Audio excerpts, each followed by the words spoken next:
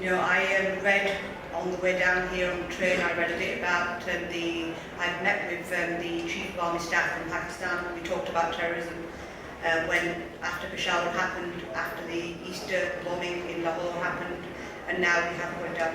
Pakistan has many, and in my Independence Day, Pakistan Independence Day Facebook post, I didn't just put Happy Independence Day. I said we are facing challenges of a different magnitude, and Pakistan is at the heart of that. But what I also felt as a British Member of Parliament and a British Muslim and a British Pakistani was that Pakistan's terrorism and Pakistan's atrocities are not given the same kind of platforms they are when we talk closer to home or when we talk about terrorism in Western society. So it disheartens me that it does not have the same kind of media coverage, it doesn't have the same kind of the impact that other atrocities do. The lives of Pakistanis are no less than the lives of any others in this world. The lives of human beings are human beings. And I think if there's a piece of work to be done, it's about making sure the rest of the world knows that Pakistan continues to sacrifice. And like has been touched on before, it isn't 100, it isn't a few hundred, it's thousands. And Pakistan is at the forefront of the war on terror, and it has been since 9/11. So we have been, as a country, Pakistan is very resilient.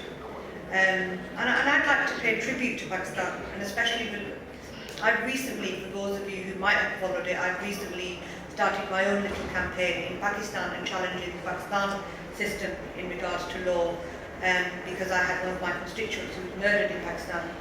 And I can honestly say to you, in the last few weeks alone, my understanding of Pakistan and law and justice has really, really transformed for the better. I'm very, very pleasantly pleased and have been pleasantly surprised by the response that I've had from Pakistan's government, from Pakistan's the law enforcement officers and the people who are dealing with the Naz Shah murder case in jail in northern Punjab.